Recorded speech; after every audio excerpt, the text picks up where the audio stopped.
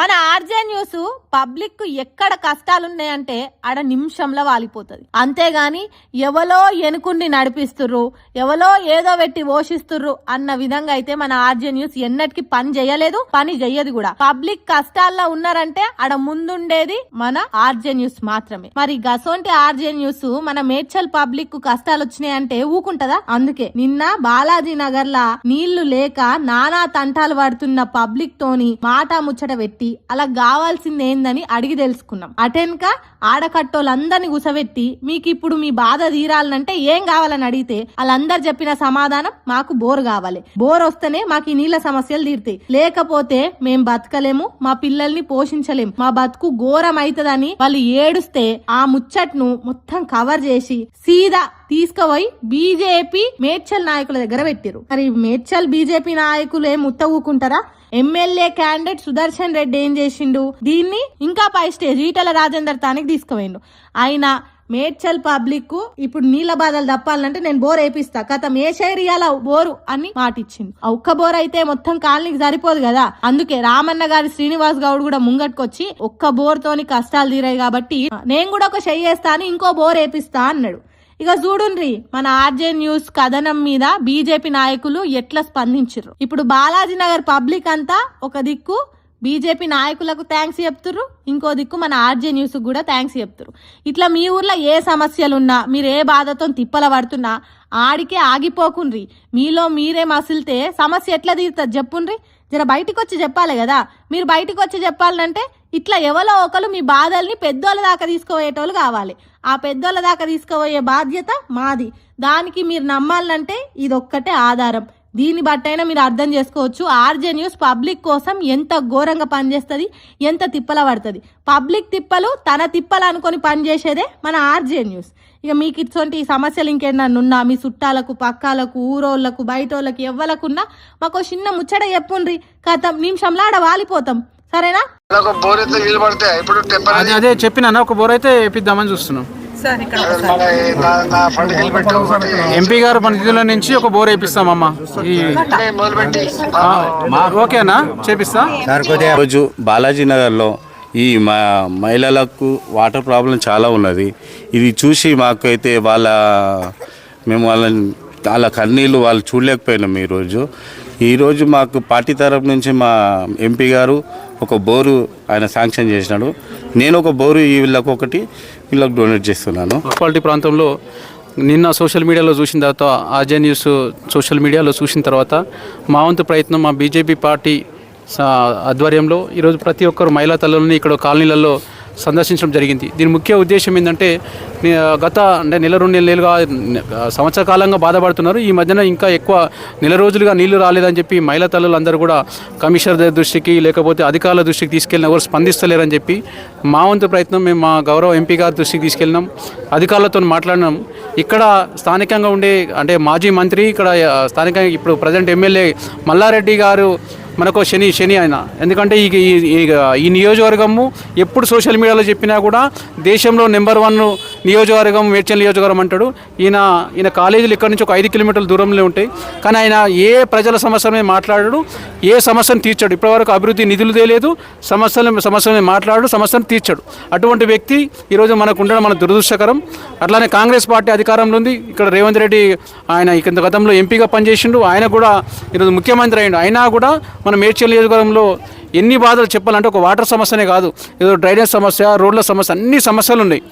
ఇక్కడ కాంగ్రెస్ పార్టీ నాయకులు గొప్పలు చెప్పుకొని రోజు సోషల్ మీడియాలో వాళ్ళు పోస్టులు పెట్టుకొని మేమేదో ఉద్ధరిస్తున్నామని చెప్పిండ్రు. ఇక్కడ ఈ బాలాజీ నగర్కి వస్తే ఈ మహిళా తల్లులే మీకు సమాధానం చెప్తారు. వీళ్ళు పడ్డ బాధ నాకు తెలిసి ఈ నియోజకవర్గంలో ఎవరు పడతలేరు. ఏ మారుమూల గ్రామానికి పోయినా ఈరోజు నీళ్ళు వస్తున్నాయి, కానీ ఇక్కడ మేడ్చల్లో మాత్రం నీళ్లు రాకపోవడం ఒక దురదృష్టకరం. అంటే దాదాపుగా ఈ పట్టణానికి 6.2 MLDగా వాటర్ కావాల్సి ఉంటే 0.65 అంటే ఒక మనిషికి 80 లీటర్లు ఇవ్వాల్సిన బాధ్యత ఈ ప్రభుత్వం మీద ఉంటే ఈరోజు 6 లీటర్లు ఇస్తుంది. అంటే ఎంత సిగ్గుచేటో చూడండి. అంటే ఇక్కడ మేడ్చల్ ప్రజలు మాకు ఓట్లే లేదనుకుంటున్నా కాంగ్రెస్ పార్టీ వాళ్ళు, లేకపోతే అంటే ఈ కాలనీలని దూరం పెట్టాలి, లేకపోతే రాజకీయంగా ఏదో వివక్ష చూపిస్తున్నట్టు అనిపిస్తుంది. ఏదేమైనా మేము హెచ్చరిస్తున్నాం, ఈ ప్రాంత ప్రజలకు నీళ్ళు వచ్చేంత వరకు మేము బీజేపీ పార్టీ కంపల్సరీ పోరాడుతుంది, దేనికైనా సిద్ధం. మేము మా ఎంపీ గారు తక్షణమే ఫోన్ చేయగానే ఆయన ఇమీడియట్లీ బోర్ అయిపోయింది, మీరు ఇమీడియట్లీ అని చెప్పడంతో ఆయనకు ప్రత్యేకంగా మేము ఎంపీ గారికి అభినందనలు తెలియజేస్తూ, హెచ్ఎండబ్ల్యూఎస్ అధికారులు, ముఖ్యంగా కలెక్టర్ గారు, ఇక్కడ ఉన్న కమిషనర్ గారు, మీరు ఇట్లనే నిద్రమత్తులు ఉన్నట్టున్నారు.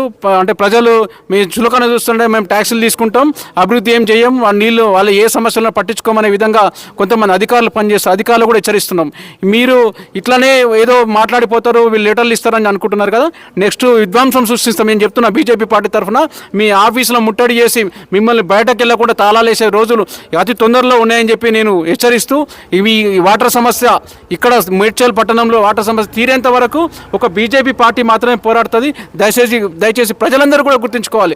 అంటే ఈరోజు మీరు పిలవకున్నా మీకు సమస్య తెలుసుకొని మేము వచ్చినాం కాబట్టి ఇక్కడ ఉన్న కాంగ్రెస్ పార్టీ నాయకులకు, బీఆర్ఎస్ పార్టీ నాయకులకు సిగ్గు తెచ్చుకొని స్పందించాల్సిన అవసరం ఉంది.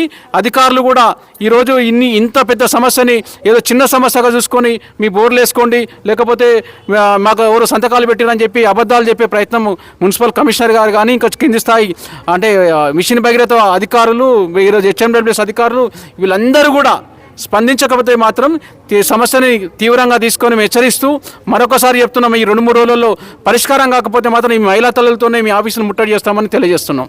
మేడ్చల్ బాలాజీ నగర్లో అన్న సుదర్శన్ రెడ్డి గారు రిసీవ్ చేయడం జరిగింది. కాలనీని అంతా కూడా విజిట్ చేసినాం.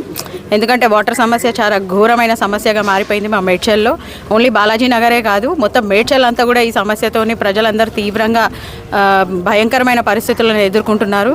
ఇంత ఘోరమైన సమస్య ఎప్పుడు కూడా మేము ఎదుర్కోలేదు. ఎట్లుందా అంటే పరిస్థితి సమ్మర్లో ఏ విధంగానైతే పరిస్థితి ఉంటుందో అంతకన్నా దారుణంగా సమ్మర్ రాకముందుకే ప్రజలందరూ కూడా ఈ వాటర్ లేని సమస్యను ఎదుర్కొంటూ ఉన్నారు. ఉన్నటువంటి మహిళలందరితో కూడా మాట్లాడడం జరిగింది.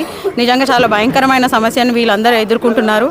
సో అందరు కోరేది ఏంటంటే అట్లీస్ట్ మాకు ఒక 1.5 year బ్యాక్ నుంచి దినం తప్పించి దినం నీళ్ళు వస్తుండే, అట్లాంటిది కొన్ని రోజులు పోను 3 రోజులకు ఒకసారి అయింది, ఇంకా ముందు పోను 7 రోజులకు అయింది. ఇప్పుడు మాత్రం 1-2 నెలల నుంచి కూడా నీళ్ళు వస్తలేవని అంటే ఇక ఎంత భయంకరమైన పరిస్థితులు ఉన్నారో ఆలోచన చేయాల్సిన విషయం ఇది. ఎంపీ గారికి కూడా మేము చెప్పడం జరిగింది. సో ఇమీడియట్లీ మా ఎంపీ గారు రెస్పాండ్ అయ్యి హెచ్ఎండబ్ల్యూఎస్ వాళ్ళతో మాట్లాడారు.